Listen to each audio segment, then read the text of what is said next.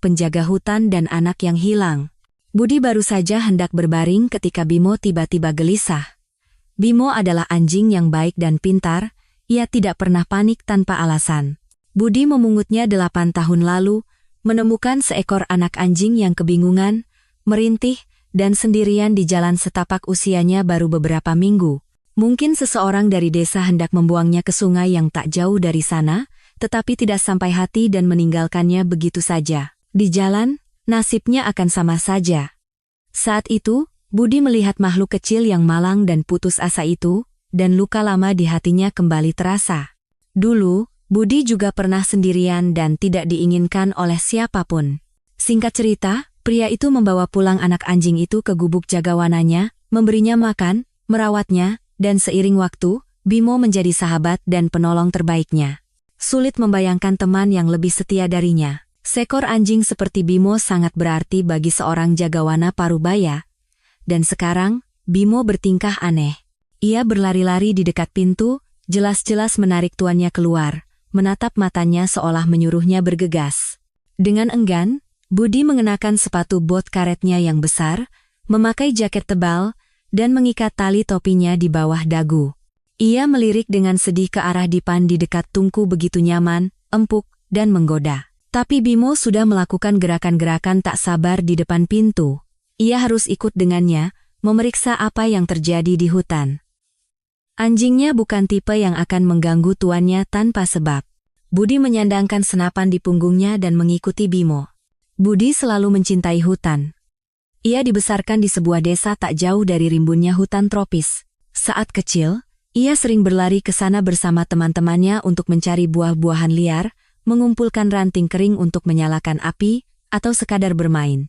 Masa kecil, betapa bebasnya 10 tahun pertama hidupnya. Lalu ibunya meninggal, seorang wanita yang masih muda dan tampak kuat. Tinggallah Budi kecil bersama ayahnya. Sejak saat itulah, kesedihan dan kemalangan mulai mewarnai hidupnya. Banyak sekali penderitaan yang harus ia lalui, dan ia tak ingin mengingatnya sekarang. Namun pada akhirnya, semua berakhir dengan baik, meskipun saat itu ia tak pernah membayangkan akhir seperti itu. Di tengah jalan hidupnya, Budi bertemu dengan orang baik yang peduli, yang tidak melewatinya begitu saja. Orang itu membantunya bangkit, mengumpulkan kekuatan, dan menemukan tujuan hidup. Begitulah Budi menjadi seorang jagawana dan kini tinggal di gubuk ini, di tengah hutan, dalam ketenangan dan kedamaian. Persis seperti yang ia inginkan. Suara hutan selalu menjadi obat bagi Budi. Pemandangan pohon-pohon tinggi memberinya ketenangan, desau angin di antara dedaunan mengangkat semangatnya. Namun, hubungannya dengan manusia tidak berjalan mulus. Entah karena karakternya, atau karena terlalu banyak luka yang ia terima dari mereka seumur hidupnya.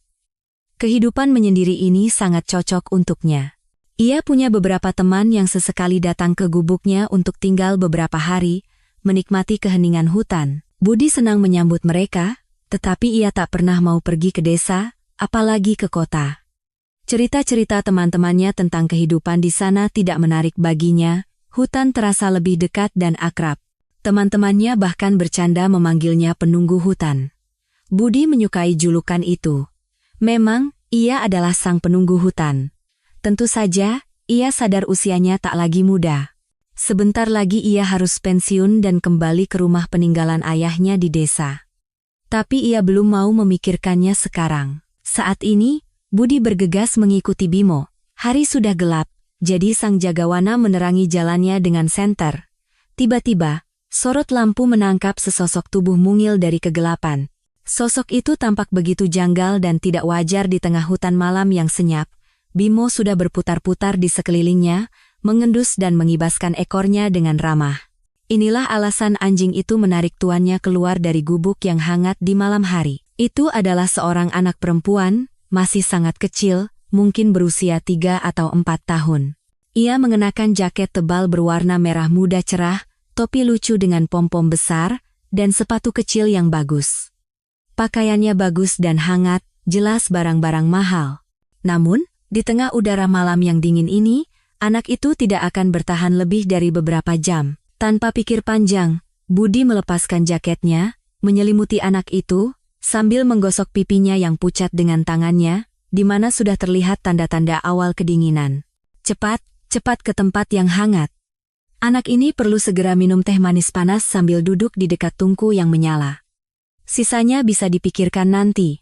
Jangan takut, nak, bisik Budi sambil bergegas kembali ke gubuk. Bimo dengan patuh berlari di sampingnya. Ia sudah tenang, tugasnya telah selesai. Budi tak henti-hentinya mengagumi kecerdasan dan intuisi tajam sahabat berkaki empatnya itu. Sekarang aku akan membawamu ke tempat hangat. Lalu kita akan mencari orang tuamu. Semua akan baik-baik saja, dengar? Sekarang semua akan baik-baik saja, anjing pintar, anjing ini yang menemukanmu, dan sekarang semua akan baik-baik saja. Budi khawatir anak itu akan takut padanya seorang kakek berjanggut besar dari hutan, seorang penunggu hutan. Itu wajar saja. Anak sekecil itu sudah mengalami stres karena tersesat di hutan, sendirian, lalu tiba-tiba muncul sosok seperti ini, membungkusnya dengan jaket dan membawanya entah kemana. Tapi si anak temuan itu tampak sangat tidak peduli. Ia menatap Budi dan hutan di sekelilingnya dengan pandangan kosong, tanpa bertanya sepatah kata pun. Akan lebih bisa dimengerti jika ia menangis, atau jika wajahnya menunjukkan ketakutan, keterkejutan, atau emosi apapun, tapi anak itu tampak seperti boneka. Tentu saja, Budi tidak tahu banyak tentang anak-anak, tetapi melihat anak ini, ia tahu ada sesuatu yang tidak beres.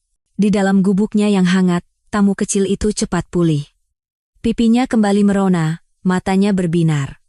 Ia adalah anak yang sangat cantik berkulit terang, bermata besar, dan berhidung mungil.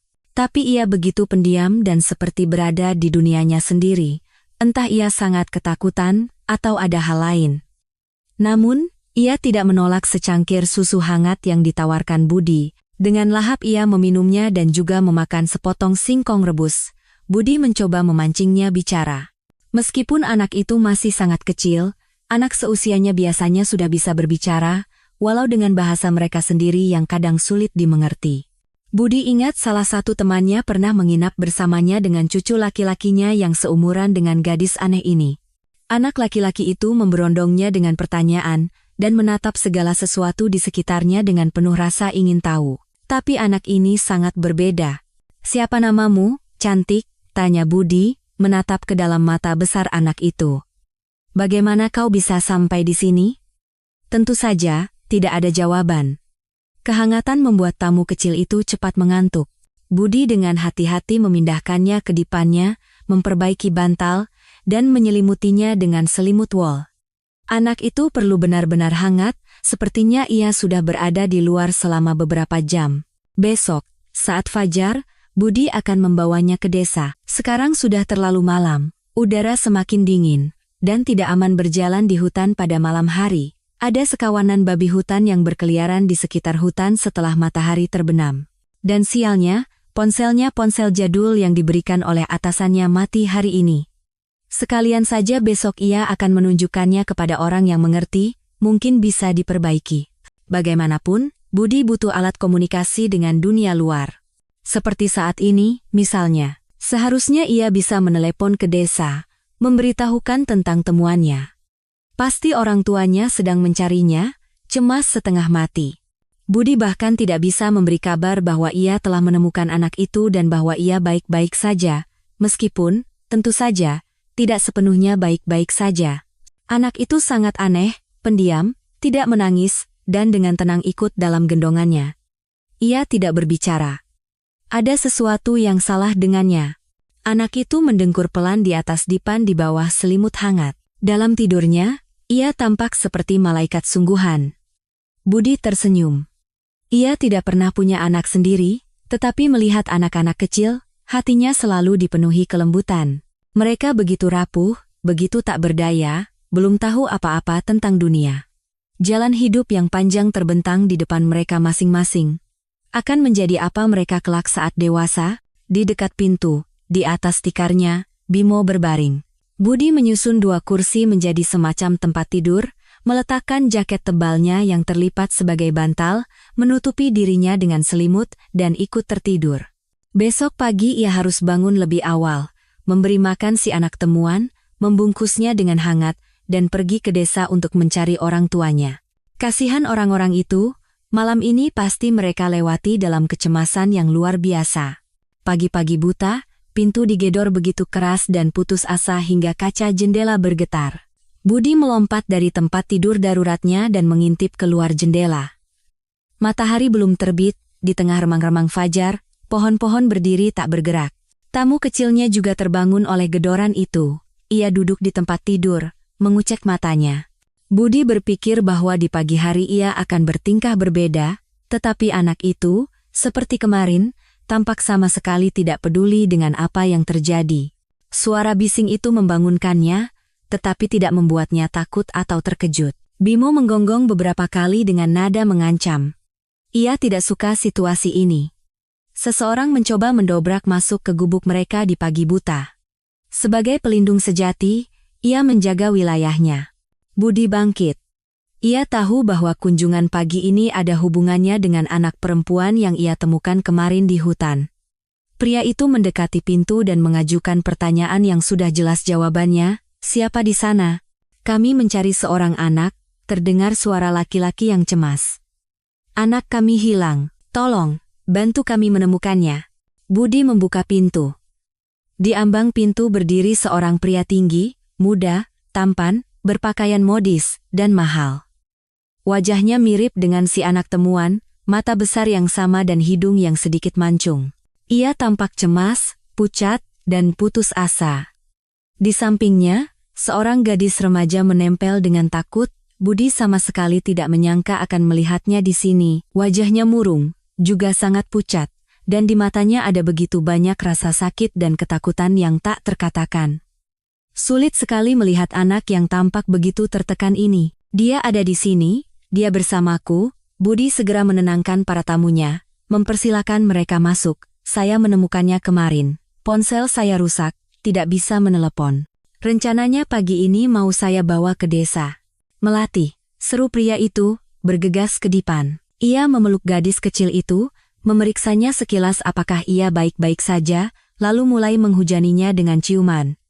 Gadis yang lebih tua juga mendekati si kecil. Air mata mengalir di pipi remaja itu, wajahnya menunjukkan kelegaan, tetapi rasa sakit di matanya yang gelap dan cemas tidak kunjung hilang. Pria itu mengeluarkan ponsel, dengan cepat menekan nomor. Anissa, semua baik-baik saja, kita menemukannya. Dia baik-baik saja. Ya, telepon polisi, batalkan pencarian. Ya, nanti aku urus semua dokumen yang diperlukan. Tidak, dia baik-baik saja. Sebentar lagi kami pulang. Budi diam-diam mengamati gadis yang lebih tua. Ia menatap si kecil seolah ingin, tetapi tidak berani, memeluknya. Dan si anak temuan, seperti biasa, menatap para tamu dengan acuh tak acuh. Mereka diliputi gelombang emosi yang tampaknya sama sekali tidak memengaruhinya. Ada apa dengannya? Tanya Budi pada gadis yang lebih tua. Ayahnya masih berbicara di telepon dengan istrinya, mungkin ibu si kecil. Dia memang selalu seperti itu, jawabnya pelan. Itu penyakit. Dia selalu seperti itu, dan akan selalu begitu, kata dokter. Kasihan sekali. Budi menggelengkan kepala. Ia ingin melakukan sesuatu untuk mengalihkan perhatian gadis ini, membuatnya senang, mengejutkannya, agar rasa sakit yang terpendam di matanya yang gelap dan penuh perhatian itu hilang. Sungguh tak tertahankan melihat ekspresi itu. Dan ini anjingku, Bimo. Dialah yang menemukan adikmu di hutan. Dialah yang menyelamatkannya. Ayo, Bimo, beri salam. Bimo dengan patuh mendekati tuannya dan mengulurkan kakinya yang berat dengan bantalan coklat yang lembut. Gadis itu sedikit tersenyum. Hati Budi terasa hangat, trik ini selalu berhasil. Anak-anak selalu senang dengan kepintaran Bimo. Terima kasih Pak, saya berutang budi seumur hidup pada Anda. Jika bukan karena Anda, anak saya mungkin sudah tidak ada lagi. Di tengah udara sedingin ini, ia tidak akan selamat. Berterima kasihlah padanya. Budi mengangguk ke arah Bimo. Dialah yang menemukan harta karunmu. Bagaimana dia bisa sampai di hutan? Tersesat atau bagaimana? Gadis yang lebih tua tiba-tiba menangis tersedu-sedu, air mata menyembur dari matanya. Tubuhnya yang kurus terguncang oleh isak tangis. Ia mengalami histeria. Alih-alih menenangkan putrinya, pria itu menatapnya dengan kemarahan, penghinaan, nyaris dengan kebencian. Budi terkejut. Ia sangat mengenal tatapan itu. Begitulah ayahnya mulai menatapnya ketika ibu tirinya muncul di rumah mereka. Budi langsung merasa simpati pada gadis itu. Ia ingin melindunginya dari tatapan yang menyakitkan itu. Apakah ayahnya tidak mengerti bahwa ia sedang melukai anaknya sendiri secara permanen, saat ini juga? Ini cerita yang panjang, jawab pria itu akhirnya. Tapi Anda telah menyelamatkan Melati. Jadi Anda berhak tahu. Dan saya juga perlu bicara. Sebentar lagi polisi akan datang. Maaf, Anda mungkin harus menjawab beberapa pertanyaan, ini prosedur biasa. Sambil menunggu mereka, saya akan ceritakan semuanya. Terlihat jelas bahwa pria itu perlu meluapkan isi hatinya. Beban berat menekan jiwanya. Ia telah melewati malam yang mengerikan, tidak tahu di mana anaknya berada, dan sekarang, ketika si kecil duduk di pangkuannya, kecemasannya perlahan mereda. Fajar tinggal di desa tak jauh dari hutan, bukan di desa tempat rumah Budi berada, melainkan di desa tetangga yang lebih besar dan lebih dekat ke pusat kecamatan. Berbeda dengan teman-temannya, Fajar tidak tertarik pindah ke kota. Ia suka bekerja di tanah, bertani, dan beternak. Fajar memilih jalan hidup sebagai petani. Hasil panennya laris manis, usahanya maju pesat. Ia merasa cukup bahagia. Ia memiliki rumah yang kokoh, usaha yang besar, pekerjaan yang dicintai, dan penghasilan yang stabil. Dan yang terpenting, istri yang sangat ia puja, Aliani, yang cerdas dan cantik. Hanya satu hal yang menodai kebahagiaan keluarga muda itu, mereka tak kunjung dikaruniai anak. Pasangan itu pergi ke berbagai dokter, menjalani pengobatan, bahkan mendatangi tabib, tetapi tidak ada yang berhasil. Fajar masih bisa menahan diri, tetapi istrinya sangat menderita. Sulit bagi Fajar melihat keadaan istrinya yang ia cintai. Ia sudah jatuh cinta pada Aliani sejak sekolah, tetapi saat itu ia bahkan tidak berani bermimpi bahwa suatu hari nanti Aliani akan menjadi istrinya. Fajar berjanji pada Aliani bahwa ia akan membuatnya bahagia, dan ia berusaha sangat keras, mengantisipasi setiap keinginannya, memenuhi setiap permintaannya. Namun, ternyata tidak semua hal berada dalam kuasanya. Setelah 10 tahun menikah, ketika semua harapan seakan telah pupus, keajaiban pun terjadi. Suatu hari, Aliani menyadari bahwa ia hamil. Kebahagiaan pasangan itu tak terkira. Namun, kehamilannya berjalan sulit dengan banyak komplikasi. Aliani berkali-kali dirawat di rumah sakit. Selama bulan-bulan itu, Fajar benar-benar memanjakannya, tidak membiarkannya mengangkat apapun yang lebih berat dari secangkir teh.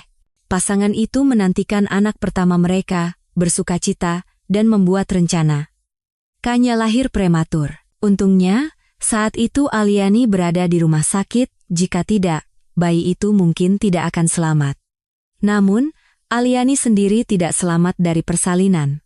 Ia bahkan tidak sempat melihat putrinya, tidak mendengar tangisan pertamanya. Para dokter berusaha sekuat tenaga, tetapi mereka tidak berdaya. Istri Fajar yang muda dan tercinta telah tiada. Fajar sangat terpukul. Dalam sekejap ia menjadi kurus, menua, dan menutup diri dari semua orang di rumahnya. Bahkan teman-teman dekat yang tulus ingin membantu duda muda itu tidak diizinkan masuk. Pada masa sulit itu, ia menyalahkan putrinya yang baru lahir. Jika bukan karena dia, Aliani pasti masih bersamanya. Mereka hidup tanpa anak selama ini dan baik-baik saja. Sekarang bagaimana?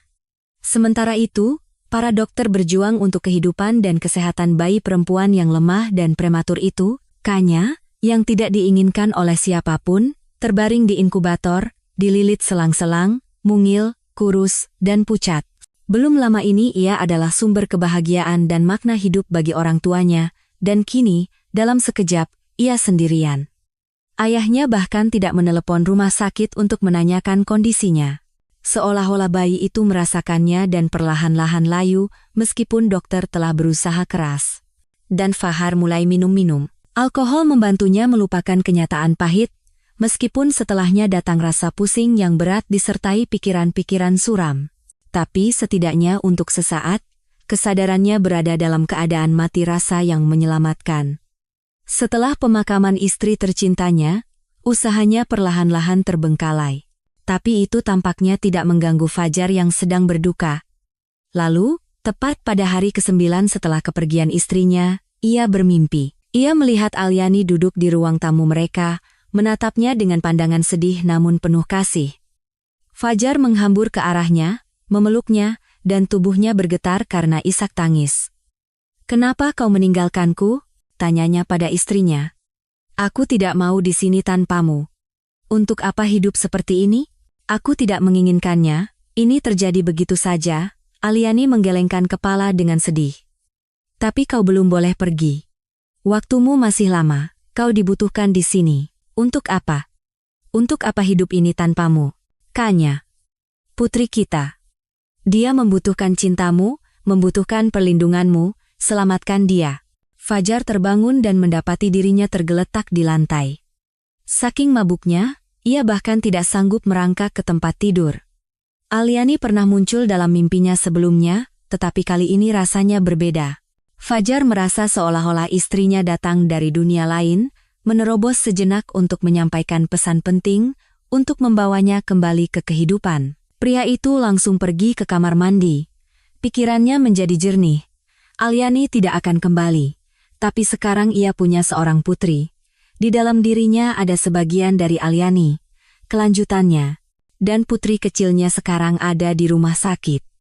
Dengan rasa malu, Fajar menyadari bahwa ia belum pernah sekalipun menanyakan kondisi putrinya. Bagaimana keadaannya sekarang? Mungkin bayi itu butuh obat, popok. Keesokan paginya, Fajar sudah berada di rumah sakit. Ia bahkan diizinkan melihat putrinya. Betapa rapuhnya ia, betapa kecilnya. Hati Fajar dipenuhi rasa kasihan dan kelembutan. Air mata menggenang di pelupuk matanya.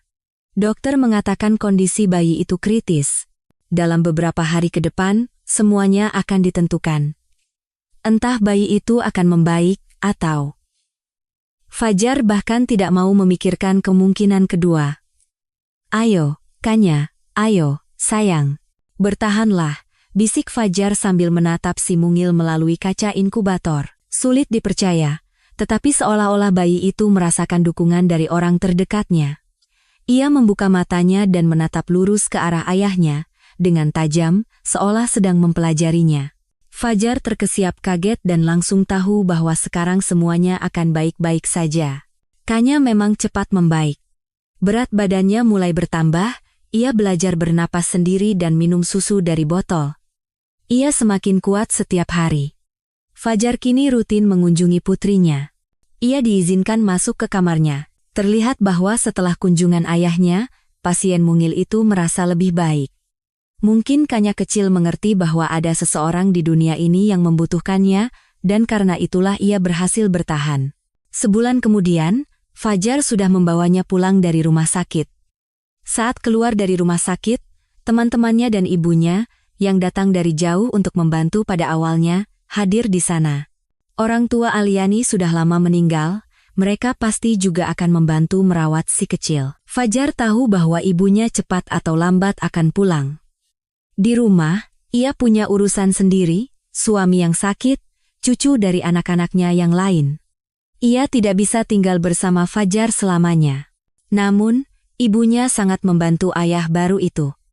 Ia mengajarinya cara merawat bayi, mengatur rumah tangga, dan yang terpenting, memberinya dukungan. Bersama-sama mereka merawat Kanya hingga berusia 1 tahun. Setelah itu, ibunya tidak bisa tinggal lebih lama lagi. Ia kembali ke kehidupannya yang menuntut perhatian dan partisipasi konstannya. Saat itu, Fajar sudah cukup terbiasa dengan perannya sebagai ayah, setidaknya begitulah yang ia kira. Tetapi segera menjadi jelas bahwa menggabungkan pekerjaan sebagai petani dengan merawat bayi adalah hal yang sulit. Jika ia sibuk bekerja, anaknya terabaikan dan pekerjaan rumah menumpuk. Jika ia menguruskannya, bisnisnya terbengkalai dan kekurangan uang mulai terasa. Pria itu benar-benar terpecah antara putrinya dan pekerjaannya. Suatu hari, Fajar menyadari bahwa ia tidak bisa terus seperti ini. Meskipun ia tidak mau mempercayakan anaknya kepada orang asing, ia akhirnya mempekerjakan seorang pembantu. Dia adalah Anissa, putri tetangganya, seorang gadis muda dan pemalu yang telah membesarkan beberapa adik laki-laki dan perempuannya, dan karena itu jelas tahu cara merawat anak kecil. Anissa kebetulan sedang mencari pekerjaan. Toko tempat ia bekerja sebagai penjaga tutup, dan gadis itu kehilangan pekerjaan. Karena itu, ia dengan senang hati menerima tawaran untuk bekerja sebagai pengasuh di rumah duda muda itu. Ada alasan lain mengapa gadis itu dengan senang hati datang ke rumah Fajar. Di desa, Fajar dihormati dan dikasihani. Ia dianggap sebagai pria idaman di mata para gadis setempat, pekerja keras, bertanggung jawab, setia, tampan, dan yang sangat langka, tidak pemabuk. Episode mabuk-mabukan setelah tragedi istrinya tidak dihitung oleh siapapun, Anissa tidak terkecuali. Ia sudah lama mengagumi tetangganya yang tampan itu, penderitaan membuat wajah maskulinnya tampak lebih mulia. Gadis itu bermimpi agar pria itu setidaknya meliriknya. Tetapi ia tetap acuh tak acuh terhadap wanita, masih berduka atas kehilangannya. Dan tiba-tiba, Fajar menawarinya untuk menjaga putrinya, dengan bayaran yang cukup baik pula. Tentu saja, Anissa dengan senang hati setuju. Ia tahu cara merawat anak kecil. Bukan berarti ia menyukainya, tetapi pekerjaan itu tidak membebaninya. Anissa dengan antusias memulai pekerjaannya. Siang hari ia menguruskannya, memberinya makan, membawanya jalan-jalan, memandikannya. Ia juga melakukan pekerjaan rumah, membersihkan debu, mencuci, merapikan, dan memasak makan malam yang lezat untuk Fajar. Saat tuannya pulang, Anissa selalu merapikan penampilannya, menyisir rambut, memakai riasan tipis, dan mengenakan pakaian yang menonjolkan kelebihannya. Ia ingin disukai oleh pria ini, ingin melihat ketertarikan di matanya, mungkin bahkan kekaguman. Anissa cantik dan ia tahu itu. Untuk waktu yang lama, Fajar tetap acuh tak acuh. Ia berterima kasih pada Anissa atas perawatannya, memberinya uang tambahan untuk pekerjaan rumah tangga, memberinya pujian, tetapi bukan pujian yang ingin didengar Anissa. Fajar memuji masakannya, mencatat kemajuannya yang jelas merupakan jasa Anissa, tetapi tidak lebih dari itu. Anissa berusaha sangat keras untuk memikat Fajar. Ia tersenyum padanya, menyemangatinya, mengajaknya mengobrol panjang dari hati ke hati di mana pria itu mencurahkan kesedihannya, dan dengan demikian meringankan jiwanya. Fajar masih sangat mencintai Aliani. Anissa berharap Fajar merasakan setidaknya sedikit dari perasaan itu untuknya. Suatu malam, Kanya sakit. Infeksi anak-anak biasa, Anissa sudah sering melihatnya pada adik-adiknya, tapi Fajar benar-benar panik. Di tengah malam, ia mengetuk pintu rumah orang tua Anissa. Ia juga sudah memanggil ambulans, tetapi perjalanan mereka ke desanya cukup lama. Fajar merasa putrinya sedang sekarat. Gadis itu memberikan obat penurun panas pada si kecil.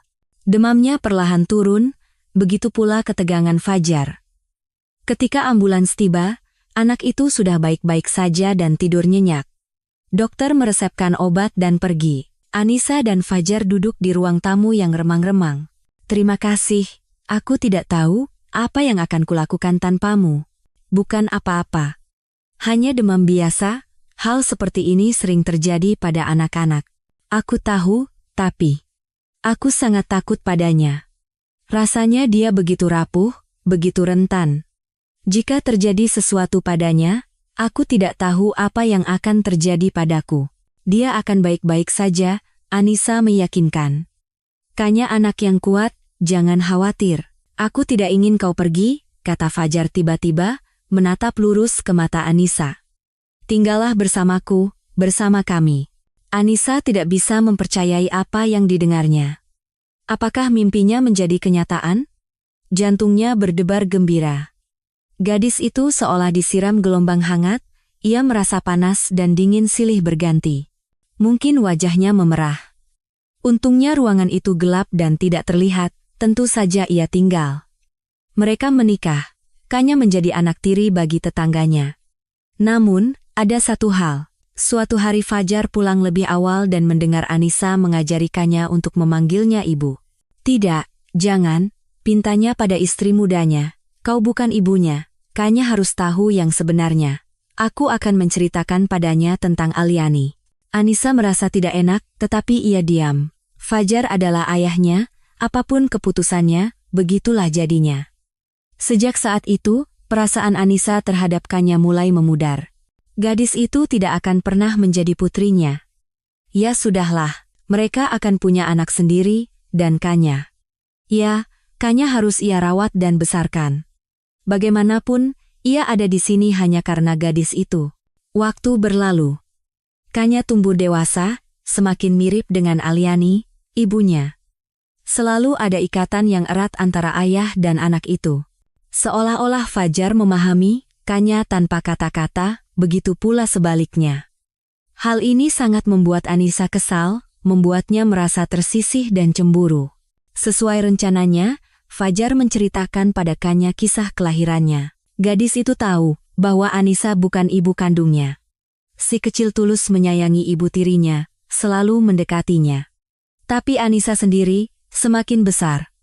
Kanya semakin banyak perasaan negatif yang muncul padanya. Kanya mengganggu Anissa, membuatnya kesal, hanya dengan kehadirannya, merebut perhatian Fajar darinya. Ketika Kanya berusia 7 tahun, Fajar dan Anissa akhirnya memiliki seorang putri bersama. Ibu muda itu sangat menyayangi putrinya, Melati. Ia menatapnya dan hatinya dipenuhi gelombang cinta dan kelembutan.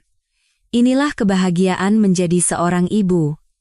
Kanya sekarang semakin membuatnya jengkel. Ketika anak tirinya tiba-tiba sakit, Anissa mengirimnya untuk tinggal bersama seorang nenek tetangga dengan bayaran yang pantas, tentu saja agar tidak menulari si kecil. Dan ia berhasil meyakinkan Fajar bahwa itu adalah satu-satunya keputusan yang tepat.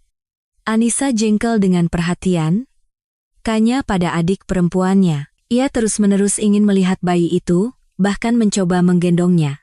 Untuk itu, ibu baru itu setiap kali memarahi gadis yang penasaran itu dengan keras. Pergi dari sini.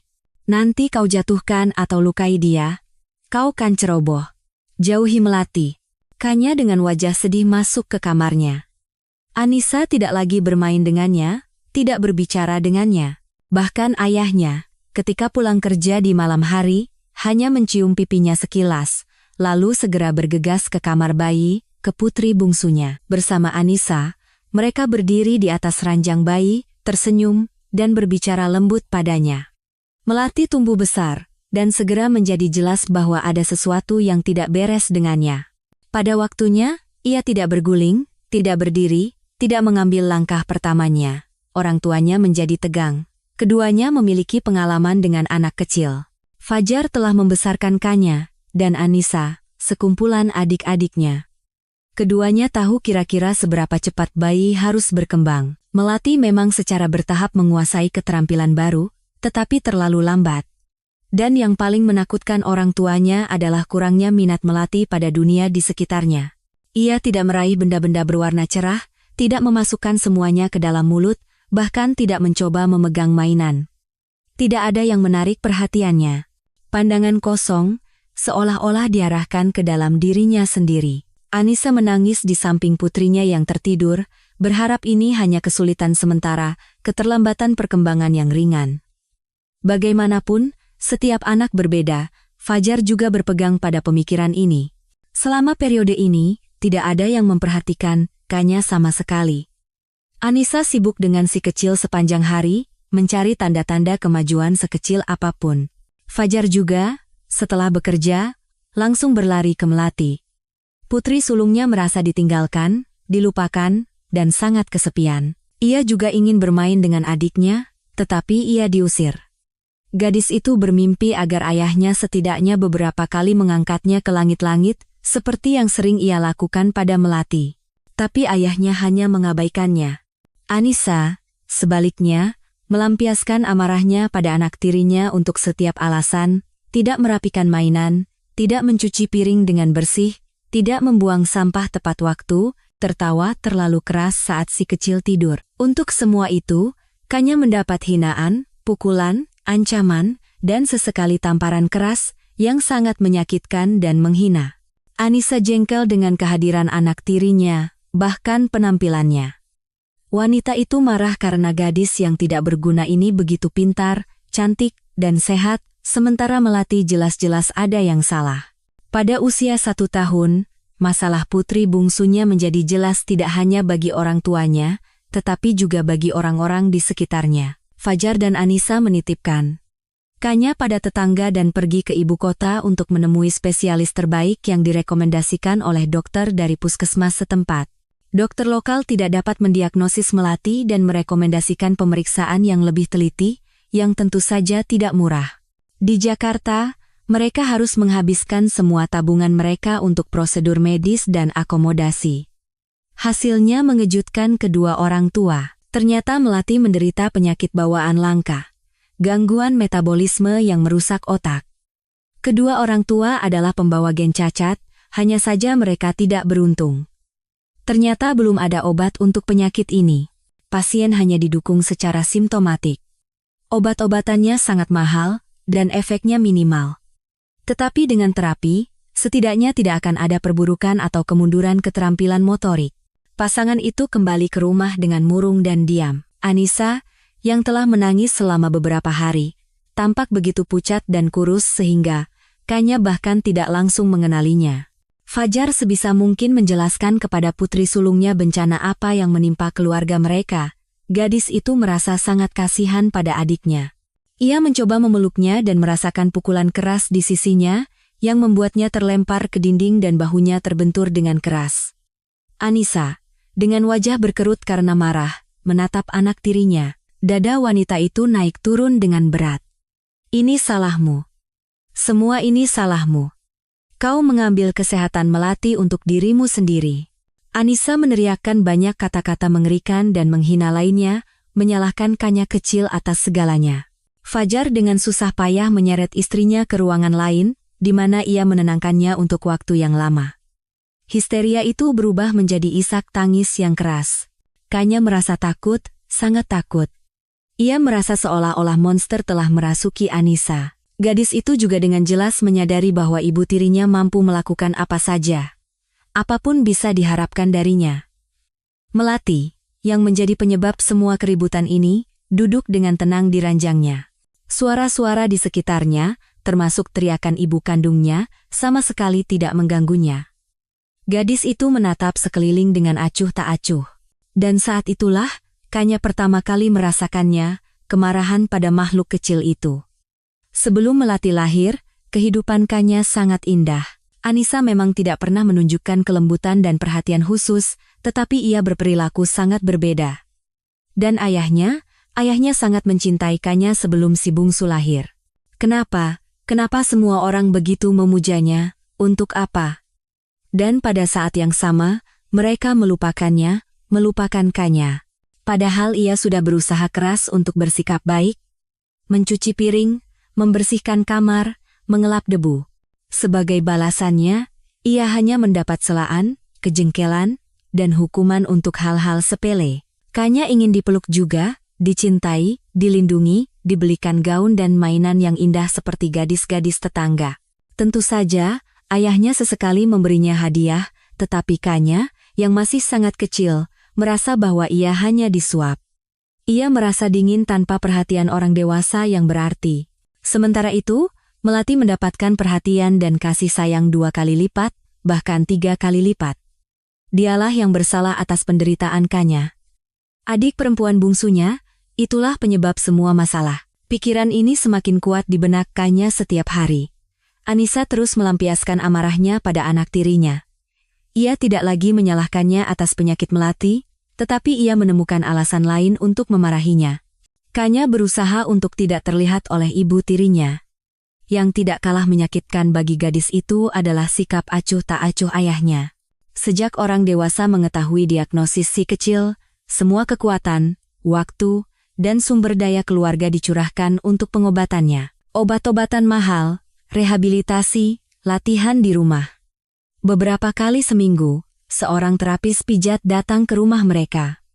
Kadang-kadang, petugas medis muncul untuk memberikan infus pada Melati. Anissa dan Fajar sendiri melakukan senam dengan Melati. Mereka membawanya ke kolam renang yang terletak hampir 100 km dari desa mereka. Sesekali, Anissa pergi bersama putrinya ke pusat rehabilitasi atau rumah sakit. Ketika Kanya dengan malu-malu mengisyaratkan bahwa ia ingin pergi ke perkemahan bersama teman-temannya atau ke laut bersama ayahnya, ia hanya mendapat tuduhan sebagai balasannya, "Laut apa? Kau tidak pantas mendapatkannya." Anissa membentak, "Kita perlu membawa Melati ke pusat rehabilitasi. Itu butuh banyak uang," ayahnya menjelaskan dengan lebih lembut. Dan begitulah dalam segala hal. Melati, Melati, Melati. Semua perhatian untuknya, semua sumber daya untuknya. Kadang-kadang Kanya merasa bahwa adik perempuannya itu sengaja mengejeknya, berpura-pura menjadi boneka beku agar seluruh dunia berputar hanya di sekelilingnya. Tahun-tahun berlalu. Kondisi Melati tidak berubah, meskipun orang tuanya berusaha keras. Sikap terhadap Kanya juga tetap sama. Tidak ada yang bisa menarik perhatian orang dewasa padanya, baik penyakit, keberhasilan di sekolah, maupun sebaliknya, perilaku yang secara terang-terangan tidak pantas. Kanya sengaja berteman dengan anak laki-laki nakal setempat.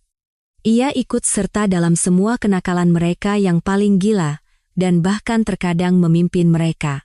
Semua itu demi agar ayahnya, atau setidaknya Anissa, akhirnya memperhatikannya juga. Gadis itu bersikap kasar kepada guru, tidak mengerjakan pekerjaan rumah, bahkan suatu kali memecahkan jendela sekolah. Dari murid terbaik di kelasnya, ia berubah menjadi murid yang bodoh dan nakal. Niatnya untuk mendapatkan simpati orang dewasa dengan nilai bagus dan perilaku teladan tidak membuahkan hasil.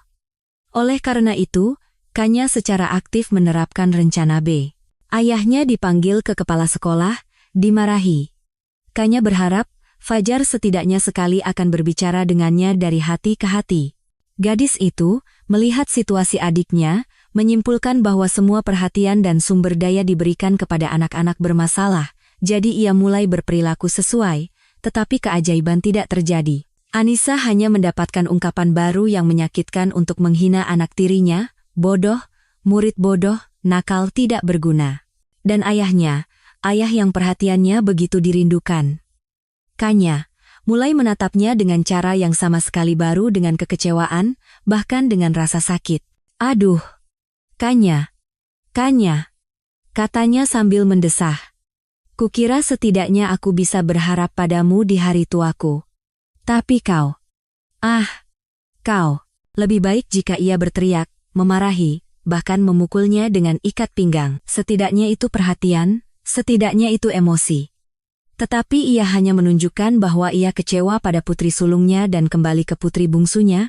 Melati saat itu baru saja batuk, di mata Fajar muncul kecemasan.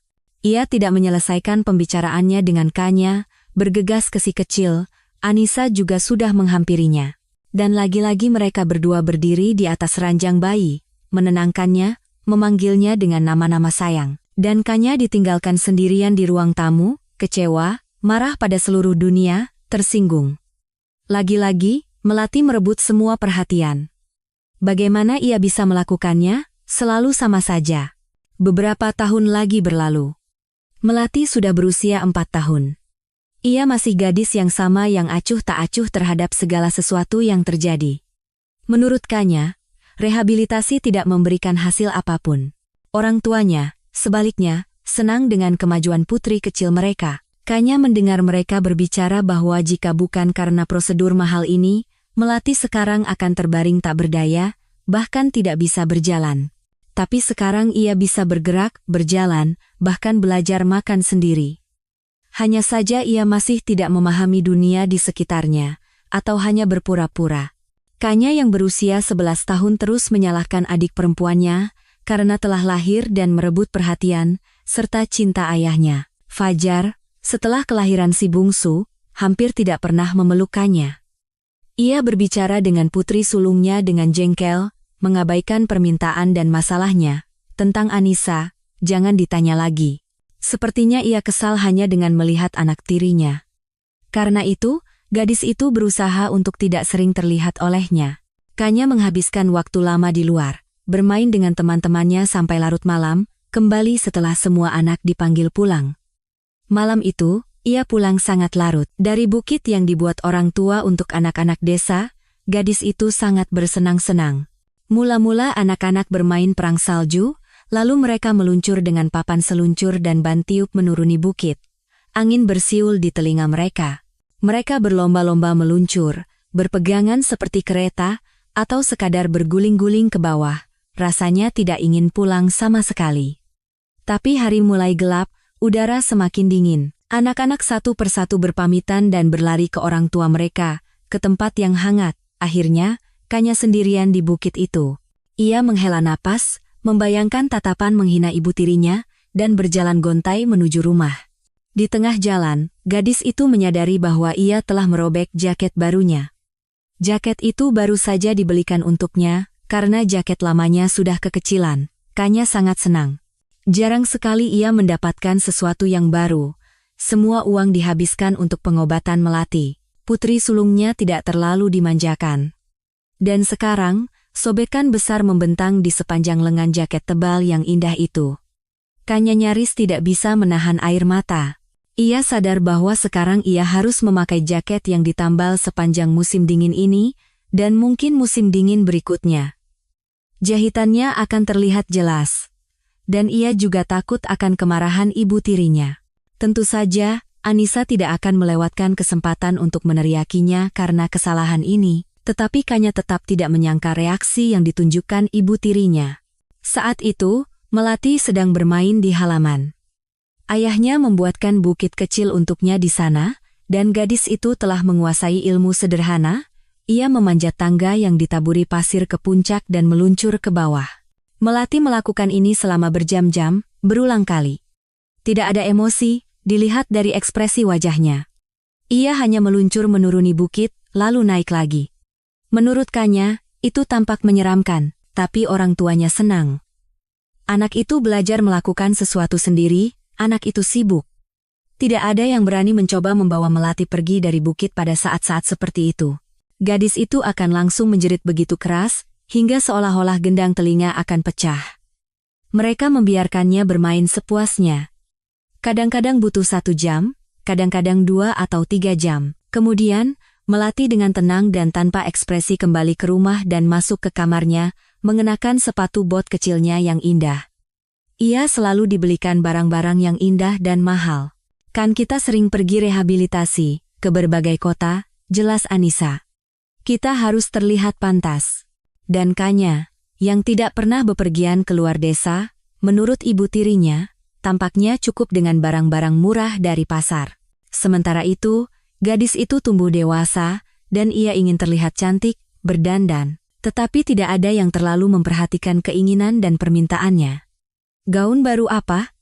Melati sebentar lagi harus rehabilitasi. Kanya melirik adiknya yang akan meluncur lagi dari bukit. Begitu cantiknya dia dengan jaket tebal merah mudanya yang baru dan topi modis dengan pom-pom, seperti boneka. Seperti gadis dari poster iklan. Putri kesayangan ibu dan ayah. Kanya menghela napas dan masuk ke dalam rumah. Ayahnya sudah pulang kerja, duduk di dapur di depan sepiring kentang goreng. Aromanya sangat menggugah selera. Kanya langsung sadar bahwa ia sangat lapar, mulutnya berliur. "Halo, nak," ayahnya mengangguk, tanpa mengalihkan pandangan dari makan malamnya. "Akhirnya kau datang juga," Anissa menyatakan fakta, "ganti baju sana, tapi jangan lempar pakaianmu di lorong, gantung yang rapi." Seolah-olah pernah berbeda. Sejak kecil, Kanya diajari untuk patuh tanpa celah. Gadis itu menggantung jaketnya di pengait, pergi ke kamar mandi untuk mencuci muka dan tangan. Dan dari sana, melalui suara air, ia mendengar teriakan marah ibu tirinya. "Apa ini?" teriak Anissa. Kanya langsung tahu, ibu tirinya melihat lengan yang sobek. Akan kujahit sendiri, Kanya bergegas meyakinkan. Berlari keluar dari kamar mandi. "Dasar kau tidak tahu berterima kasih. Sama sekali tidak menjaga barang. Kau kan tahu kita tidak punya uang lebih. Berapa banyak yang habis untuk pengobatan?" "Tahu, tentu saja aku tahu. Akan kujahit lengannya dan aku akan memakainya seperti itu. Agar tetangga bilang kita menelantarkanmu? Sudah banyak omongan. Kenapa kau mengeluh padaku pada teman-temanmu yang tidak berguna itu?" Aku tidak. Kanya mencoba mencari kata-kata yang tepat, tetapi melihat ibu tirinya yang marah membuatnya bingung, gagap. Betapa Kanya ingin berada di tempat yang jauh sekali pada saat-saat seperti itu. Apa kau sengaja membuatku marah? Mengakulah. Anissa terus mengamuk. Kenapa? Kenapa kita seperti ini dan bukan sebaliknya? Kenapa kau, gadis nakal yang tidak tahu berterima kasih ini, berlarian di luar dengan teman-teman, merusak barang, mempermalukan keluarga, sementara putriku, melatiku yang manis, lahir seperti ini? Ketika Anissa mengatakan hal seperti itu, Kanya selalu merasakan campuran perasaan yang tidak menyenangkan. Ketakutan bahwa Anissa iri pada kesehatannya dan mungkin bisa melakukan sesuatu yang buruk padanya, rasa bersalah. Dan yang paling penting, kebencian yang tajam pada Melati. Jika adiknya tidak lahir, hidup akan sangat berbeda, tenang, bahagia, teratur. Dunia tidak akan berputar di sekitar gadis aneh yang pendiam ini, dan ia, Kanya, akan mendapatkan cinta dan perhatian orang dewasa. Ia akan dibawa ke laut, dibelikan gaun-gaun indah sebagai putri satu-satunya, diajak bicara, diajak bermain. Dari dapur ke kamar tidur, ayahnya lewat, bahkan tidak melirik Kanya yang ketakutan, yang sedang dihujani hinaan oleh Anissa. Dan semua itu hanya karena lengan jaket yang sobek, meskipun tentu saja, gadis itu, bahkan di usianya yang 11 tahun, sangat mengerti bahwa masalahnya bukan pada jaket yang rusak. Itu hanya alasan. Akar sikap Anissa padanya jauh lebih dalam. Ayah, kenapa ia tidak membelanya lagi? Kenapa ia lewat begitu saja, seolah-olah tidak mengerti apa-apa? Kanya sangat menginginkan dukungannya, perhatiannya, setidaknya satu kata, setidaknya satu tatapan simpatik. Tetapi pria itu tidak punya kekuatan moral dan fisik untuk itu juga. Fajar harus bekerja keras untuk menafkahi keluarga, dan yang utama, membayar pengobatan putri bungsunya. Sulit baginya menerima penyakit Melati. Dan Anissa membuatnya lelah dengan keluhan tentang Kanya dan kehidupan secara umum. Singkatnya, energi dan kekuatan batinnya tidak cukup untuk mengurus tingkah laku putri sulungnya juga. Anissa lebih tahu cara mendidik anak, ia telah membesarkan sekumpulan adik-adiknya. Biarkan saja ia melakukan apa yang ia kuasai. Budi mendengarkan cerita Fajar, sesekali melirik Kanya kurus, ketakutan, jelas kurang kasih sayang. Dulu ia juga seperti itu, karena itu ia sangat memahami kondisi putri sulung Fajar dan tahu bagaimana semua ini bisa berakhir. Ia kasihan pada pria itu dan istrinya, anak seperti Melati adalah cobaan yang berat. Namun, banyak hal yang ingin ia katakan pada pria yang menggendong si kecil di pangkuannya ini. Seolah merasakan dukungan tanpa kata dari sang jagawana, Kanya tiba-tiba menatap lurus ke matanya, dan untuk pertama kalinya sejak tiba di gubuk itu, ia berbicara. Dia memukulku kemarin malam, dengan ikat pinggang. Begitu banyak rasa sakit dalam kata-kata itu, begitu banyak ketakutan. Gadis itu ingin didengar oleh seseorang, dan mungkin dikasihani. Kenapa? Tanya Budi. Karena jaket. Karena sudah tidak bisa diselamatkan lagi dan harus beli yang baru, sementara Melati butuh semacam alat terapi. Tapi jangan salah sangka, dia tidak memukulnya terlalu keras, Fajar segera menyela. Hanya untuk menakut-nakuti sedikit, agar ia sedikit takut dan patuh. Kalau tidak, dia benar-benar lepas kendali. Itu tidak penting, jawab Budi dengan serius. Tidak penting apakah sedikit atau keras. Sang jagawana masih ingat air mata pedih karena hukuman-hukuman seperti itu. Ia juga punya ibu tiri. Ia menyayangi adik perempuan Budi, Nina, malaikat kecil dengan mata biru besar. Tapi ia tidak tahan melihatnya, seorang anak laki-laki yang canggung.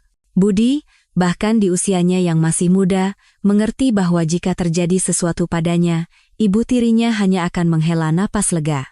Dan anak laki-laki itu berusaha, berenang di sungai yang dalam dan tidak dikenal dengan arus deras, pergi jauh ke dalam hutan, memanjat jurang terjal dan pohon-pohon tinggi. Di antara anak-anak laki-laki desa, ia dikenal sebagai pemberani, mendapatkan rasa hormat semua orang. Di mata gadis itu ada begitu banyak rasa sakit yang terpendam sehingga Budi tidak bisa menahan diri untuk tidak mengelus kepala Kanya. Ia tidak pandai menunjukkan perasaan, tidak tahu bagaimana harus bersikap dengan anak-anak, tapi sekarang sang jagawana mengerti, Kanya butuh dukungan. Gadis itu menatap sang jagawana dengan penuh terima kasih dan bahkan tersenyum malu-malu. Dia mengusirku dari kamar, menyuruhku pergi dari hadapannya. Aku pergi, gadis itu berbagi. Lalu Fajar mulai berbicara lagi. Lalu, setelah beberapa saat, Anissa memintaku untuk menjemput Melati dari halaman. Aku memakai jaket dan keluar. Seharusnya si kecil ada di bukitnya. Dia pasti tidak akan pergi kemana-mana dari sana. Tapi dia tidak ada di sana. Fajar menatap bukit kosong yang berkilauan di bawah cahaya lampu jalan dengan kebingungan. Saat itu, ia belum takut. Mungkin saja ia berjalan ke dalam kebun, di belakang gudang, atau di tempat tersembunyi lainnya. Meskipun itu aneh. Biasanya setelah puas bermain, Melati langsung pulang. Tidak ada hal lain di sekitarnya yang menarik perhatiannya. Fajar bahkan sempat berharap, mungkin pengobatannya berhasil, mungkin dokter salah dalam prognosis mereka. Mungkin kesadaran Melati sedang bangkit, minatnya pada kenyataan. Mungkin saat ini putrinya sedang mulai menjelajahi dunia. Fajar berjalan cepat mengelilingi halaman. Udara semakin dingin, berada di luar menjadi tidak menyenangkan. Tapi Melati tidak ada di mana-mana. Pria itu berlari ke gerbang. Gerbang itu selalu terkunci rapat. Berarti putrinya pasti ada di suatu tempat di dalam area rumah. Ia bahkan tidak bisa meraih grendelnya, apalagi Melati pasti tidak akan mengerti cara membukanya. Dia bukan anak biasa. Mungkin putrinya sudah kembali ke rumah saat ia sibuk di halaman. Cukup masuk melalui pintu yang terbuka. Fajar bergegas masuk ke dalam rumah. Di ambang pintu, Anissa sudah menunggunya. Kenapa tidak membawa Melati? Tanyanya dengan nada tidak senang. Dan pria itu sadar, sesuatu yang aneh dan sangat menakutkan telah terjadi. Melati jelas tidak ada di rumah, tidak ada di halaman. Lalu di mana dia? Apa yang sebenarnya terjadi? Fajar menjelaskan kepada istrinya bahwa ia tidak menemukan putrinya. Anissa duduk di peti yang ada di lorong. Bagaimana mungkin tidak menemukannya? Dia tidak ada di mana-mana. Seluruh halaman sudah kucari. Anissa bergegas keluar ke halaman, memanggil-manggil nama putrinya dengan keras. Ia memeriksa setiap sudut, bahkan mengintip ke dalam kandang anjing. Gadis itu tidak ada di mana-mana. Fajar mencoba mencari jejak yang bisa menjelaskan situasi, tetapi udara sangat dingin, tanah keras, tidak ada jejak kaki yang tertinggal. Pria itu berlari ke tetangga.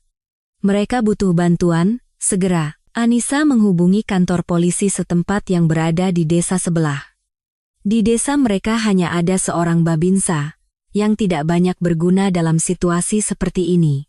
Selama ini, Kanya duduk seperti tikus di kamarnya. Tidak ada yang memperhatikannya.